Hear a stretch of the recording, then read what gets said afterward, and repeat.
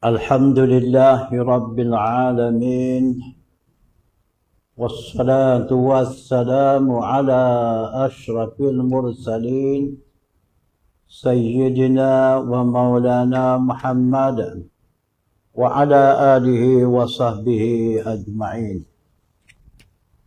قال رب اشرح لي صدري ويسر لي أمري واحلل عقدة من لساني يفقه قولي.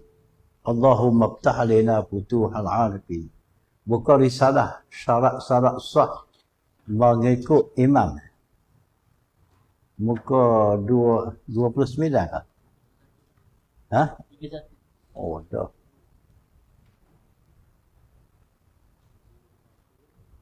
Bahagian makmum mewakil 31.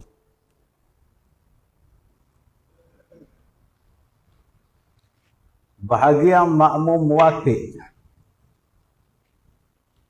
Bagaimana difahamkan oleh kita bagi setiap makmum,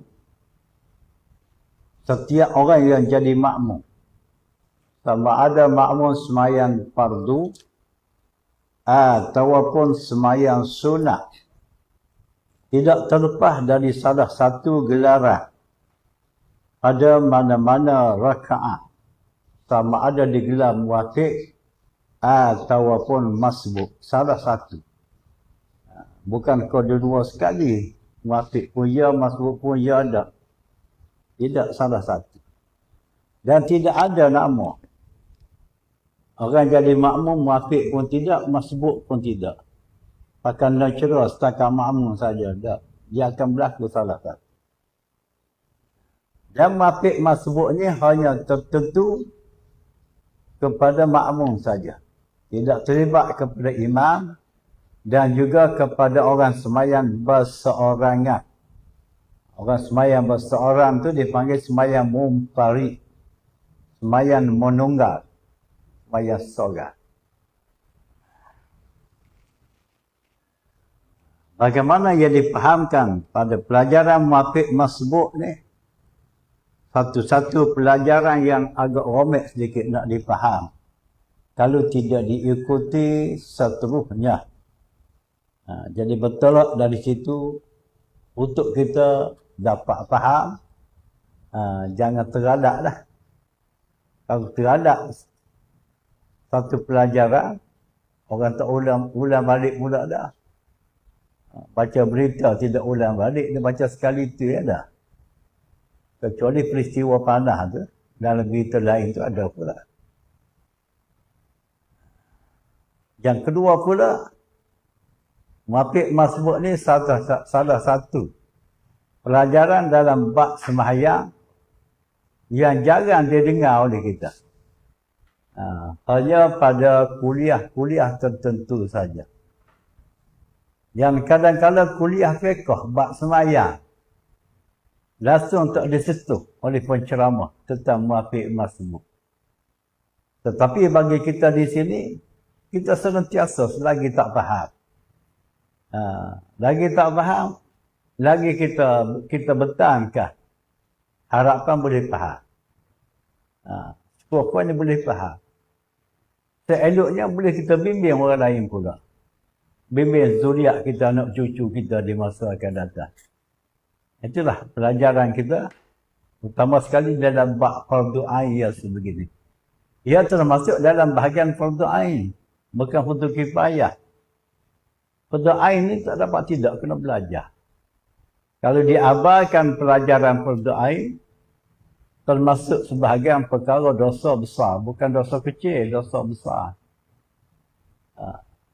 Tak belajar fardu ain, bawa mati dosa besar. Mati dalam suasana tidak belajar fardu ain, hukumnya mati fasik. Mati fasik tu dia panggil su'ul khatimah, jadi jahat mati. Bukan husnul khatimah, mati dalam keadaan baik.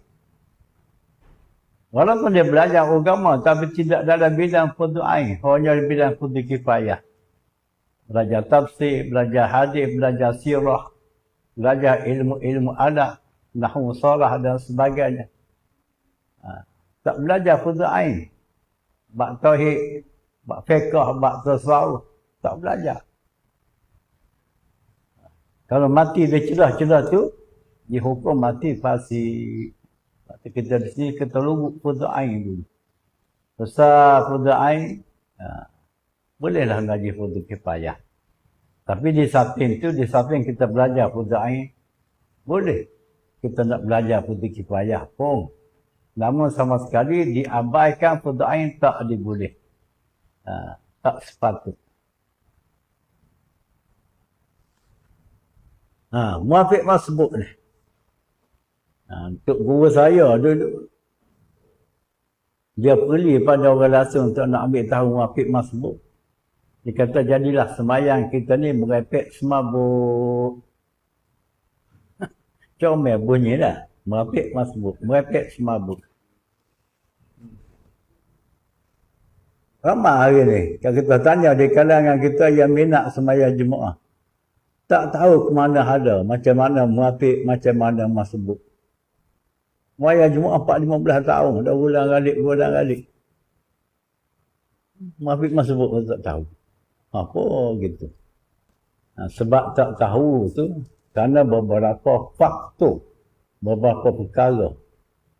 Antara faktornya, kerana jarang diberitahu oleh penceramah kita tentangnya. Yang kedua pula, kadang-kadang tidak diambil berat pada mengambil tahu. Dia kalau rajin, dia masuk kelas. Dia kalau malas, dia poting kelas. Kalau lagu tu, memang tak boleh ilmu tu. Antara lain lagi, masalah muafiq masbuk ni, walaupun sedia ada di dalam kitab Turah, kitab Jawi lama, tapi diguna dengan bahasa yang payah dipaham. Bahasa 100 tahun yang lampau.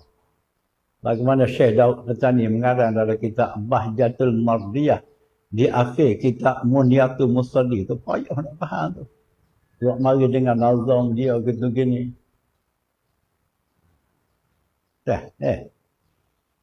Jadi betul tak lepas itu, kita guna risalah yang mudah.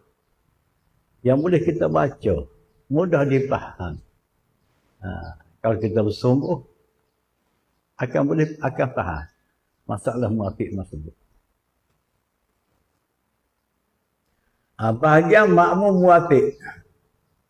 Selepas muafiq masbuk pula. Dia dua tu ya, muafiq masbuk.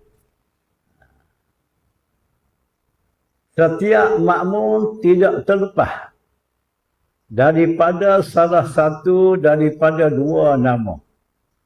Orang jadi makmum ni tak dapat dielak daripada salah satu dari dua nama. Muafiq, nama muafiq atau masbuk.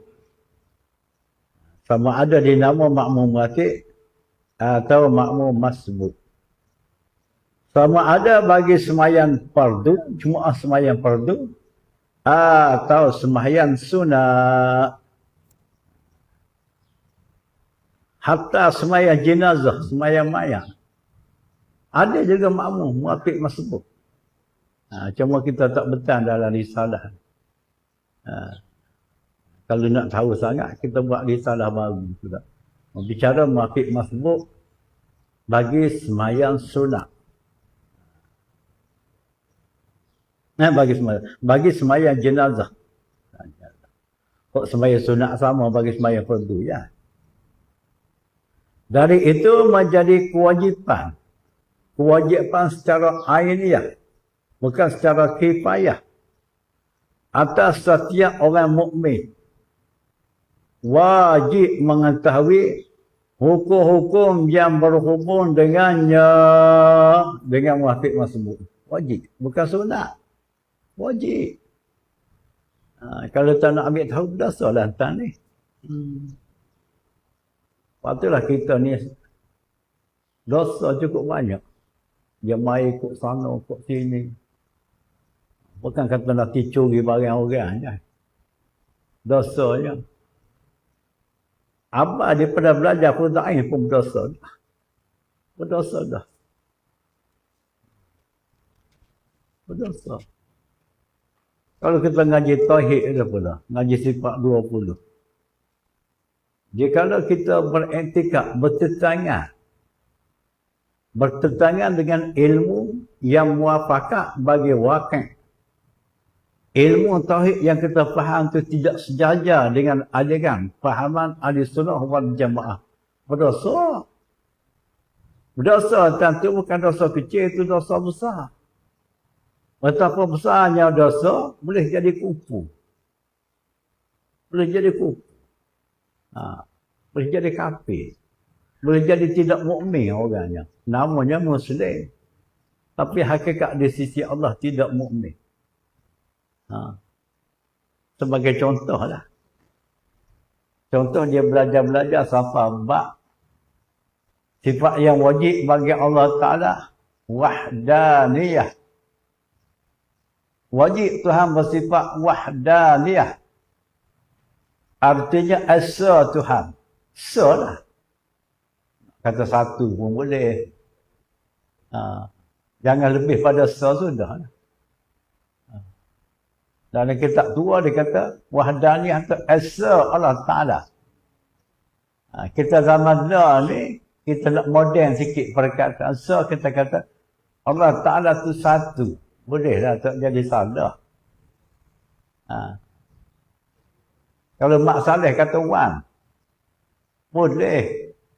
Allah Ta'ala tu one. Boleh.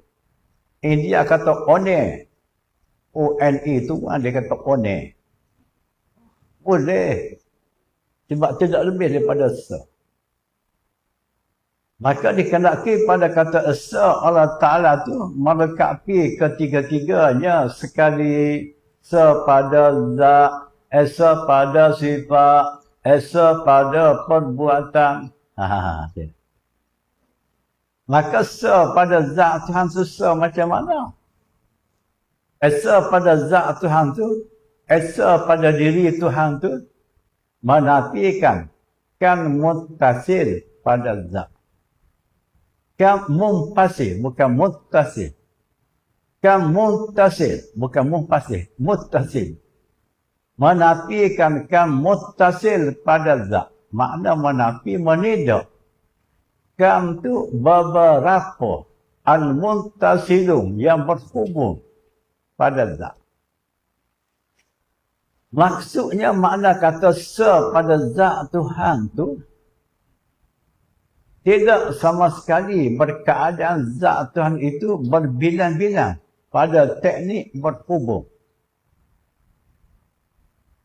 Maksud kata berbilang pada teknik berhubung itu seperti zat Tuhan itu bersusun. Itu salah dah, dipaham olehnya zat Tuhan itu bersusun. Sebab bersusun ni, benda boleh terima susun sekurang-kurangnya dua. Benda tu dua, sekurang-kurang. Lebih tu tak tahu lah. Kalau sa tu dia tak boleh terima susun. Kalau dia etikad zat Tuhan tu bersusun, tu salah dah faham tu. Salah tu. Salah dalam bab akidah. Ataupun zat Tuhan itu berkapuh. Hakikat tidak sa, benda boleh kapuh ni benda lebih pada sa. Zat Tuhan itu berlapis. Seperti kuih lapis. Ada lapis putih, ada lapis merah, ada lapis biru. Hakikat tidak sah. Salah tu salah akidah. Salah berat tu, salah beriman. Kalau tak betul, beriman kepada Tuhan, sebab ilmu tu tidak sejajar dengan ajaran yang sebenar, out dah. Mulai akidah dah rusak dah. Awal-awal dah rusak dah. Dan dimimpi lagi lah. Berpahalanya daripada amal ibadah yang dikerja oleh. Nak pahala untuk cara mana? Iman tu dah rusak dah. Alah. Banyak dah kena nak hurah tu habis kerja. Kita kena belajar tauhid tu dah nak ni dah. Because pada saya bawa cerita tu, nak suruh kita nampak. Inilah kita. Ambil faham dalam soal akidah. Dan juga dalam perkara-perkara fardu ain yang kita belajar di sini. Berbalik pada maudhu', pada tajuk kita bicara ni tentang makmum muwafiq. Hukum makmum muwafiq ni hanya tertentu kepada orang yang jadi makmum sahaja. Wa imma jadi makmum sembahyang fardu, demikian juga makmum sembahyang sunnah.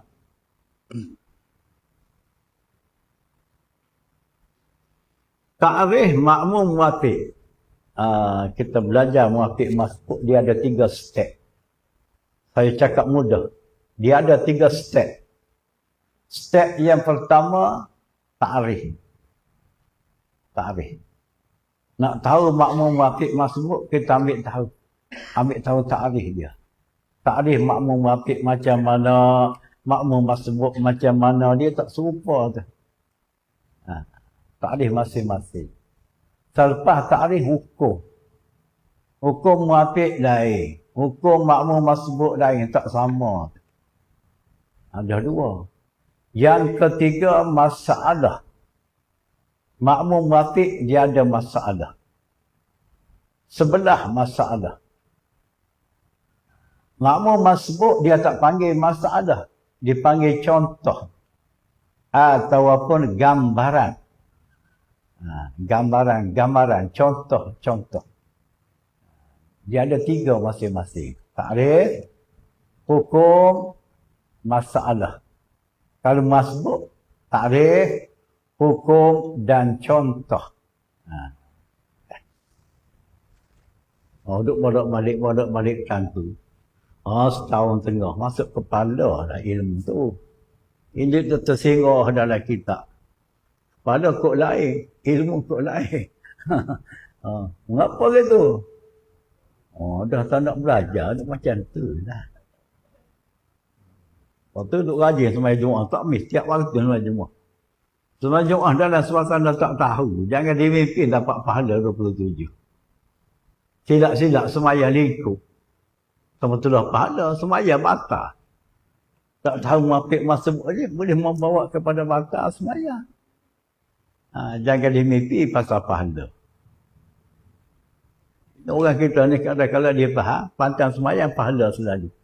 Allah mudah Tuhan nak beri pahala ke dia. Sedangkan benda tu ada aturan dia.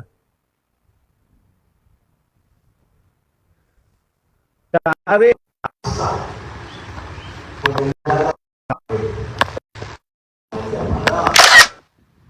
makmum muwafiq ialah malaikat.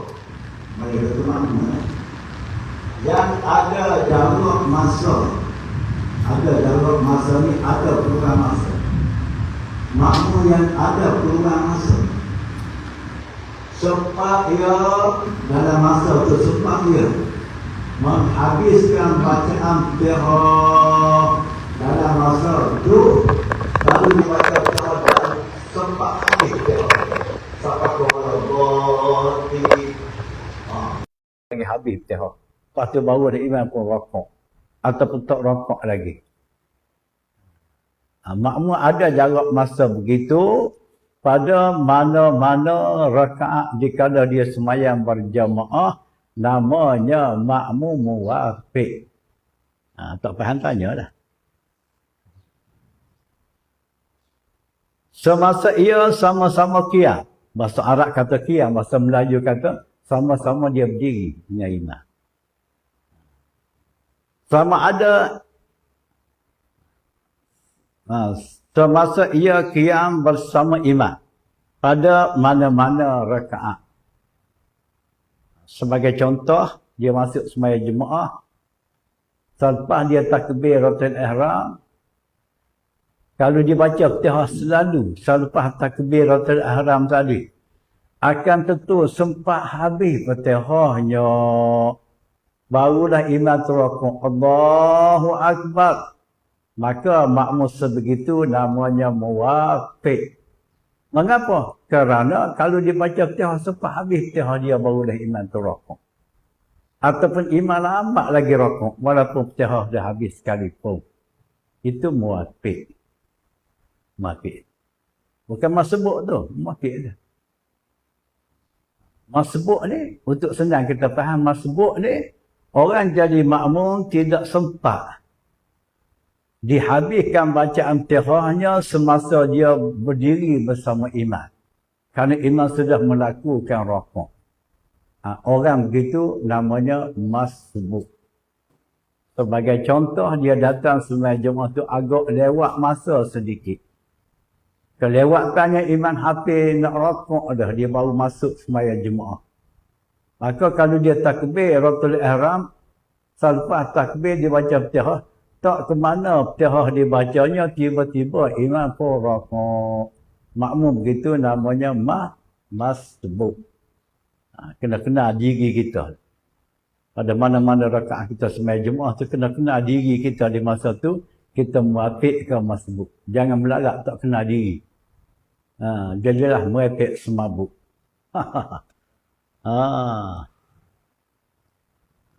Ini kan tak belajar ni, tak kenal diri. Rakaat pertama tadi, Makcik Tiwah muafiq ke masjid? Tak tahu aku. Mudah dia cakap. Dan keadaan bacaan sederhana. Dia ambil kira di segi bacaan Fatihah tu, bacaan sederhana. Tidak cepat dan tidak lambat. Tidak cepat, tidak lambat. Itu yang diambil kiranya. Tidak diambil kira bacaan cepat. Bismillahirrahmanirrahim. Alhamdulillah Rabbil Alamin. Itu bacaan cepat. Itu tak masuk kira. Demikian juga bacaan lambat tak ambil kira. Bismillahirrahmanirrahim. Itu tak masuk kira. Kok dia ambil kira dikendaki pada kata bacaan tadi, bacaan sederhana, tidak cepat, tidak lambat. Bismillahirrahmanirrahim. Alhamdulillahi Rabbil Alamin. Sapaka waladhdallin. Lepas tu barulah iman tu rukuk. Muafiqlah namanya. Muafiqlah namanya. Kalau kita nak nilai di segi saat, jam, qadar dikurang 30 saat. Cuba kita baca sederhana, kita tengok jam. Maka masa 30 saat baru khatam Fatihah kita. Qadar tu kita qiyam bersama dengan imam. Barulah imam terakuk, namanya muafiq. Kalau kita baca bacaan Fatihah sederhana, tidak sempat habis Fatihah kita, imam pun rakuk, itu bukan muafiq.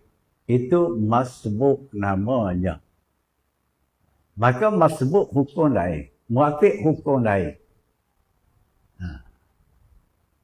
Tak sama hukum. Demikian juga segi masalah pun tidak sama. Faham tu dah.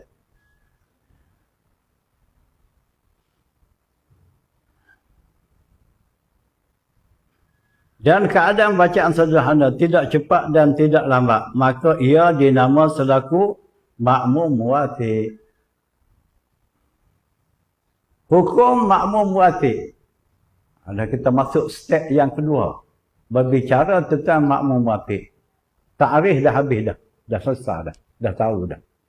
Step yang kedua hukum makmum muafiq. Bukan masbuk ni, muafiq. Ia makmum muafiq tadi dimaaf. Dimaaf tu diboleh, diluluh. Jika ditinggal oleh imam, jika dia tertinggal dengan imam. Sehingga 3 rukun yang panjang. Makmum muafiq tadi diboleh oleh hukum syarak. Walaupun dia tu ditinggal oleh imam sampai 3 rukun yang panjang. Mengapa dia boleh ditinggal? Karena kewajipan. Orang jadi makmum muafiq tadi, wajib dia kena terus bacaan Fatihah dia. Walaupun imam tu rukuk, sekalipun dia kena terus. Dia sampai ditinggal oleh imam 3 rukun yang panjang. Jangan melarat 4 rukun, 3 rukun sahaja. Dikala imam berpindah kepada rukun yang keempat bagi dia, kalau selagi Fatihah dia tu tidak lesar lagi, maka dikala tu dia kena buat pilihan segera pada salah satu. Antara pilihannya dia boleh niat mufaraqah. Ingat imam. Kalau tak nak niat mufarakah, dia kena berhenti baca amtihah dia. Berhenti baca amtihah. Jadi kalau dia berhenti baca amtihah dia kena terus bersama dengan imam kepada rukun yang keempat bagi imam salah.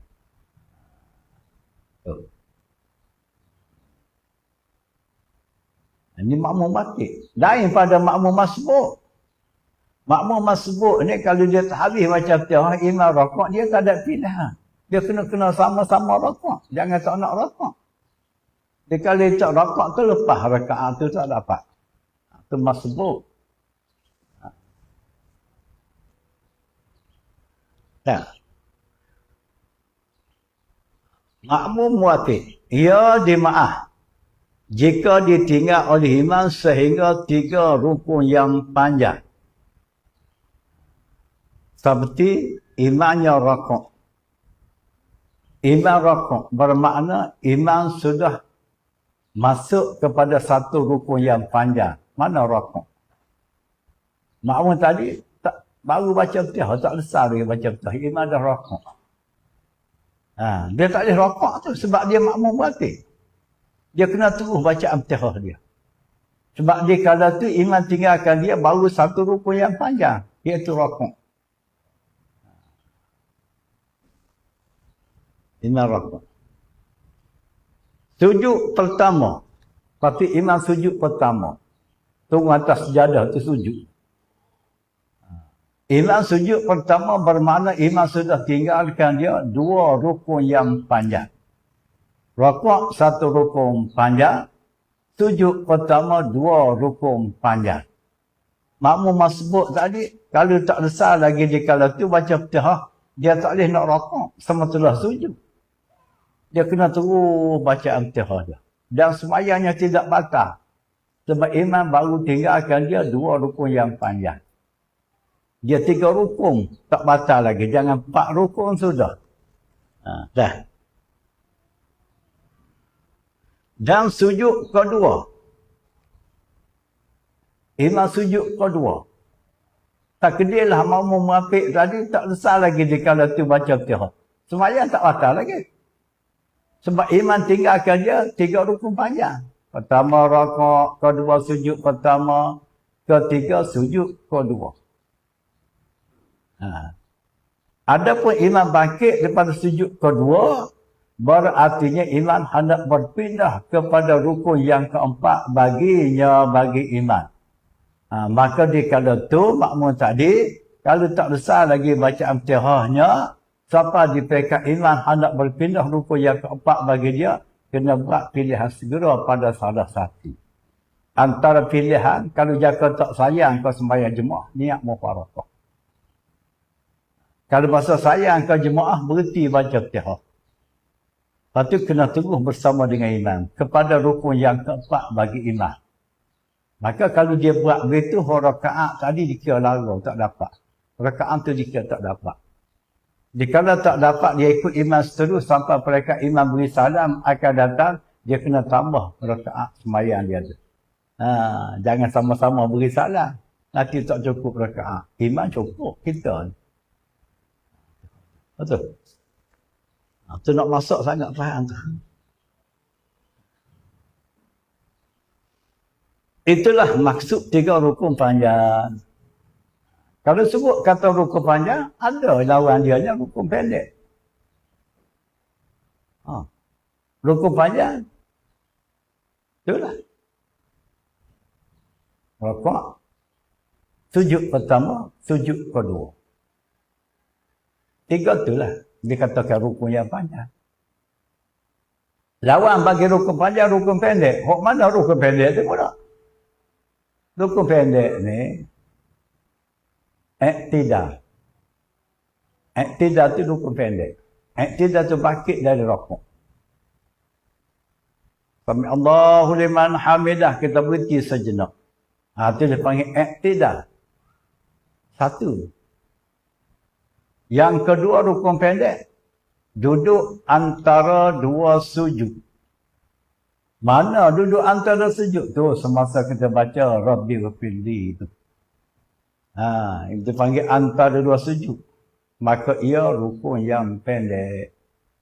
Jangan melagak rukun panjang. Betul tahu rukun pendek, betul tahu. Tak tahu panjang pendek. Mana demo ni?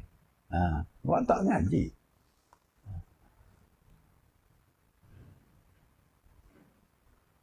Jika makmum wafiq sedang membaca Fatihah, ia ditinggal oleh imam sampai pelekat tersebut. Sampai pelekat 3 rukun yang panjang. Tiada membatalkan semayangnya yang makmum wafiq tadi. Semayangnya tak batal. Sebab dia maaf. Soal kita mengapa kena tinggal? Sebab dia kena terus baca Fatihah makmum tadi. Kewajipan makmum wafiq dia kena terus baca Fatihah. Walaupun ditinggal oleh imam sampai 3 rukun panjang sekalipun. Jangan 4 rukun sudahlah. Adapun iktidal dan duduk antara 2 sujud. Iktidal dan juga duduk antara 2 sujud. Itu selaku rukun yang pendek. Tiada dikira akan dia. Dia tak masuk kira. Kalau dia kira, rukun panjang.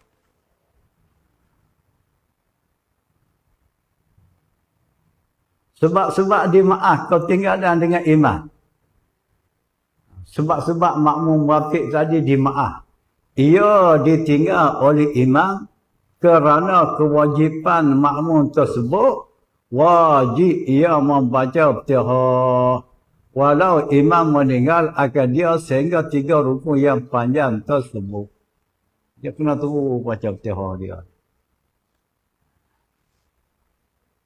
Dikecuali imam berpindah kepada rukun yang keempat. Bagaimana? Kecuali imam berpindah kepada rukun keempat. Bagi imam. Mana rukun keempat bagi imam? Seperti tahiyat akhir. Dia kandaki pada kata rukun yang keempat tu. Seperti imam bangun, bangkit daripada sujud kedua, dia baca tahiyat akhir. Itu rukun keempat bagi imam. Atau kian imam berdiri balik semula. Sebab rakaat itu tak selesai lagi. Masih ada lagi bagi imam. Itu maksud kata rukun keempat. Manakala sampai pelekat begitu, makmum wafiq tadi, wajib makmum wafiq tersebut membuat pilihan segera pada salah satu dari 2 perkara. Pertama, berniat mufarakah pada pilihannya. Berniat mufarakah. Atau kedua, ia berhenti membaca Fatihah dan terus bersama imam.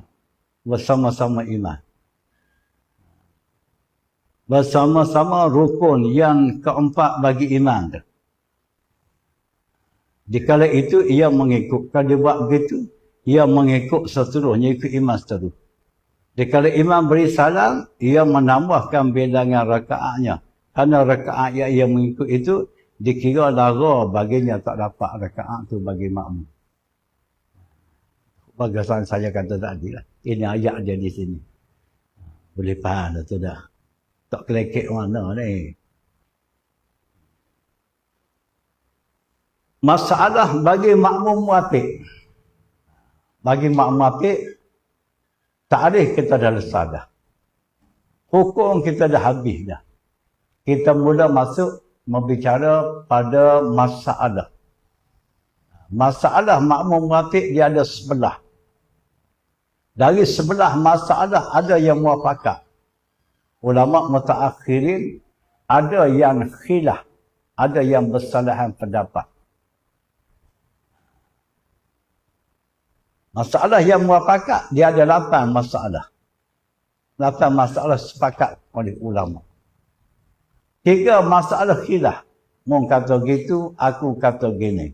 Tidak sekata pada 3 masalah. Tu nak tahu satu-satu lah tu. 11 masalah tu nak tahu satu-satu. Bagi kaki semayang lah. Mudah-mudahan pelaksanaan semayang kita tu betul. Kalau tak tahu dia buat lagu mana, tak tahu. Dia tak tahu. Al-maklum tak ada. Masalah bagi makmum wafiq ada 11 masalah. Wallahu a'lamu bis-shawab.